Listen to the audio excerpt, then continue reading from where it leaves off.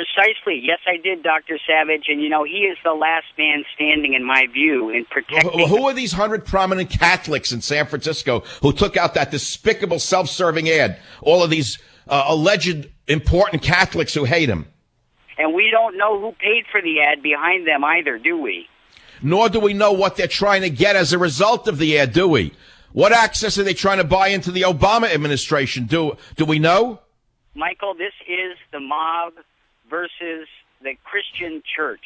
This is an attempt to overcome the authority of Christians in American society and the power of the Constitution under the First Amendment, the free exercise of religion. I believe people want to tear down this archbishop. Yeah, he's the only one standing up for the actual teachings of the Catholic Church. So what? That's not good enough? If they don't like the Catholic Church, they can become an Episcopalian. They can have a lesbian minister and they'd be in business. Michael, and more than that, if they win here, we lose the First Amendment, because if a church cannot say no to... Well, no, if they don't like the Archbishop of San Francisco and they want to tear him down, these 100 prominent Catholics, I suggest they become Reformed Jews and go to Temple Emmanuel. They'll have everything they want right there. They can join Dianne Feinstein and sitting in the pew there. But you know what, Michael? Even the Jews would lose. The Jews would lose. The newspaper reporters would lose, because we'd have no more free press. Any civil libertarian in the Bay Area or in America is going to lose. How is the Archbishop handling the scandal of these people attacking him mercilessly like this, these despicable 100 top Catholics? How could they do this to him? I mean, how is he handling it is what I want to know. He's going to the highest source, Michael. Number one... I know he's saying this is God's will, this is God's way, this is the Catholic belief, and we're not going to listen to these pressure. This is basically a mafia attacking him, isn't it? It is the mob versus order. It is the mob versus the Constitution. It is the mob versus... They are the power brokers in San Francisco. They all belong to the same clan that has ruined that once beautiful city. They're part of the corruption of that city, in my estimation. That's what makes San Francisco a laughing stock of the world. I agree, Michael, but as a constitutional law attorney myself, I can't help but wonder if there are bigger ramifications here beyond San Francisco. These are the same people. I got to tell you, it's very personal for me. Some of these people are the same people who got together with the Board of Supervisors in that city of mine, and a number of years ago had the Board of Supervisors of the city of San Francisco vote a vote of censure against me, Michael Savage, for speaking the truth. Did you know that? I did. And Michael... Did you know that they attacked me as a radio host? I was as much of a threat to them as the Archbishop is today, because I spoke out against the attitudes they're trying to promulgate and push down our children's throats? Michael, you and I have a personal link. 20 years ago, I was in a college in San Francisco, and a group of us students, when you were starting out, booked you to come speak at our university. You probably don't know it or remember it, but you're at a great producer named Mr. Rabb, who we worked with over 4 meetings. And this university canceled summarily your appearance. And we had to go back to your producer and say, you know what, it's off. He's not welcome after 4 meetings and planning. So we have common history, Michael. Yeah, no, I've faced a lot of persecution in San Francisco.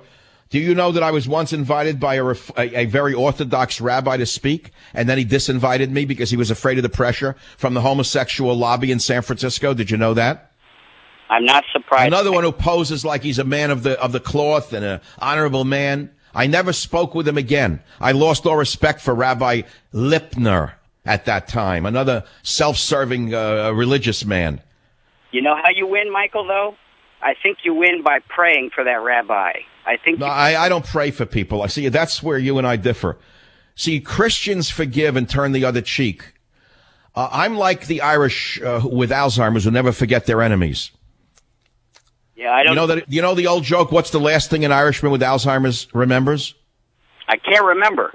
Very funny. The last thing an Irishman with Alzheimer's remembers is his enemies.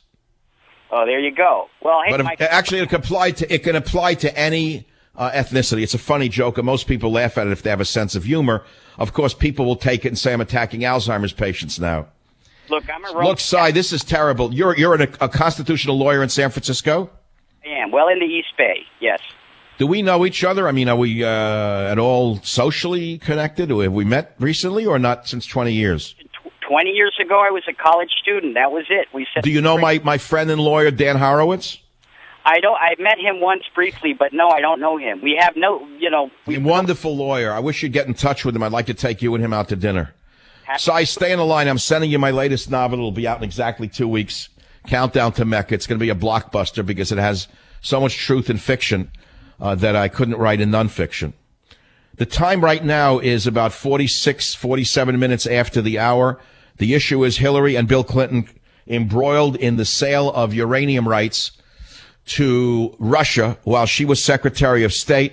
It's a monstrous story. It stinks to high heaven, and the entire world with a brain, that is the world with a brain, is talking about it. I hope you're part of that world with a brain. I'll be right back. Join the Savage Nation. Call now, 855-400-SAVAGE, 855-400-7282. Savage. Hey, our Savage Nation is sponsored by SwissAmerica.com. The only company I trust for wealth insurance, gold and silver. Call 800-BUYCOIN. All right, so Bill and Hillary Clinton got caught with their hands in the cookie jar, violated our national security interests. It doesn't get any worse, right? But don't worry about it. The reason they're not worried is quite simple.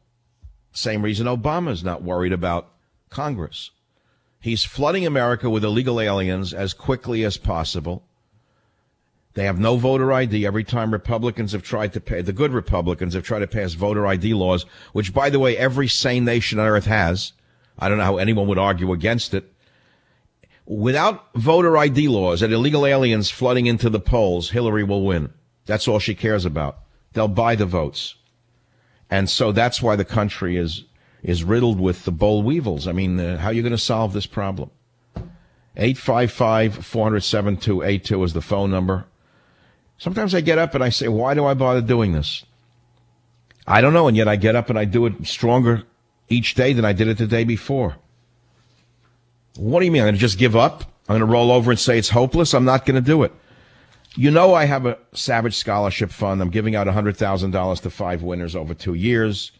Admittedly, it's not as much as the Melissa and Bill Gates Foundation or as big as the Clinton Foundation, but I do the best I can. Here's one of the winners. I can only get into a part of it. I want you to have hope. It's called Why I Still Love America. He says, I'm a conservative majoring in social work.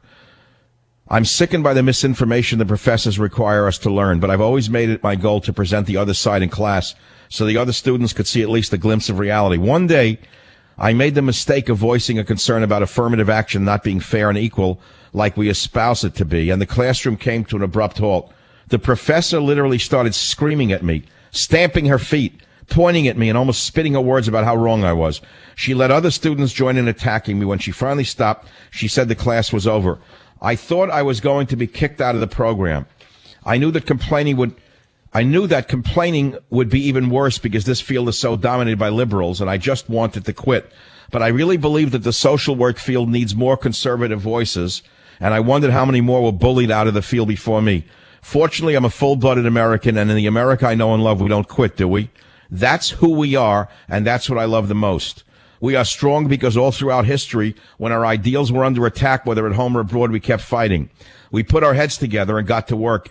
And what truly makes us great is what we've always been striving and fighting for. America doesn't fight to destroy. We fight to unite and to build, and always above all, we fight for freedom. We are a nation created under God.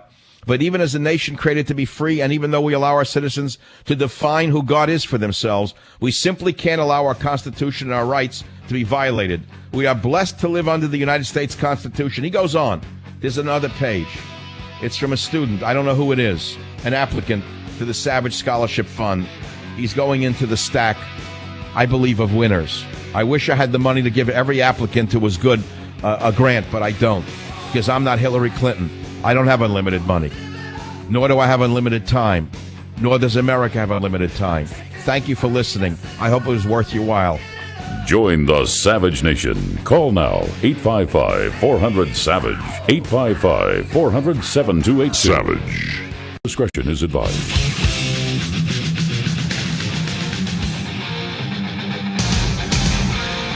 And now, America's most exciting radio talk show, The Savage Nation, home of unprotected talk, borders, language, culture. And here he is, Michael Savage. If 3 million of us went to Washington with pool cues in our hand, maybe we could save America. Welcome to the Savage Nation. To play pool, of course, on the White House lawn. Yes, indeedy, what a nation. There's not a nation on earth that I know of that would tolerate such a stink that is emanating from the Clinton Foundation. Can you believe that this woman has such a lack of empathy for reality that she wouldn't just hide in shame and run away?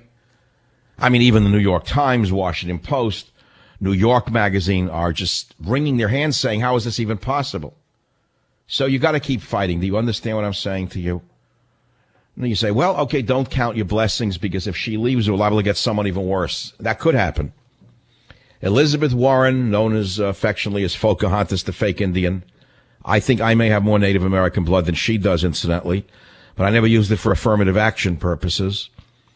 The thing is, if they bring Hillary down, or if she resigns, which I doubt she will do, by the way, she has no sense of a social conscience, none whatsoever in my estimation. Who's going to run? Who's going to be a candidate? O'Malley? Who is O'Malley? I don't even know who he is. Some unknown guy from Maryland. I don't know what. Plays a guitar, looks good with an undershirt on. I mean, I guess this is qualified. Who's going to run? What a country. Look at why don't they just pick someone who shows a butt implant like they do in South America? Why don't they just pick a woman with a great butt implant from the streets of America, from one of the ghettos, and say that she should be America because she has the best butt implant? This is what they do in South America. They run big high poll numbers. She can get on Oprah, Fox News, whatever, Martha Washington. I guarantee you Murdoch would invite her over. Roger Ailes would have her to dinner. And therefore, the next thing you know, she could be the president. That's what we deserve. That's what the level we're at now. But it doesn't mean that those of us with a brain and a conscience are going to stop thinking and talking. We're not going to. And that brings us to you now on the Savage Nation. The phone number is 855-407-282. The uranium scandal is big enough that it would bring down anyone in any sane nation. If a scandal like this emerged, let us say in France, that candidate would not only be forced to withdraw, there'd be an immediate trial and the person would probably go to jail. I can guarantee you. The French would put a person in prison who used their public office to enable their husband, for example, to profit to this extent. There's no question the French would be in the streets. The Italians would be in the streets. Where is America on this? Why? It's because she's a woman and a Democrat that you don't care about it? Let's take some calls. BAP Radio in Dallas, Texas. Welcome to the Savage Nation. Linda, go ahead, please. Oh, Dr. Savage, I cannot thank you enough for all that you do. I want you to know that I have been an activist since 2007. I campaigned for conservative candidates, and I've been working very hard. Today, I was just so depressed that I was ready to throw in the towel, and you said something today. Why do you keep on coming on the radio? And you know what? You have given me the courage. I will continue to campaign and fight for conservatives until my last breath because of what you said today. Well, I don't know what I said today. All I said to you was, why do I go on the radio? What did I say? I don't even remember. Why do you go on? Because you love this country just like I do. And you know what? I will be like you. I will continue to... It doesn't matter if you feel hopeless, that you think that it can't be saved. It can always be saved. What's the saying? Hope rings eternal? That's right. Hope rings eternal. You know, let's say you're on a leaky lifeboat and you don't think there's any chance of bailing that boat and the boat's going to go down and you're going to die. Do you stop bailing? No. Do you throw yourself into the water and say, I give up? No. No, you hang on, you bail the boat, you pray a big ship comes along and saves you, or whatever. But the human spirit is such that you keep fighting. It's in the spirit of the human being to fight. I'll give you a heartbreaking story. I was walking this morning where I'm staying out in the street of a little town, and I saw a baby bird on the sidewalk in the hot sun chirping away. It had fallen out of a nest. I knew this bird couldn't survive. And I said to myself, is this bird just going to chirp and wait for its mother to come find it and pick it up? A few seconds later, the bird hopped over to the bushes where the other birds were. The bird didn't give up. It's in every living thing to keep living, Linda. Do you understand that? Oh, yes, I do, because I will not live under tyranny or communism. and I will fight to my last breath. And like I said, I just got so depressed today that I was going to. Why today? What happened today? You mean the uranium scandal?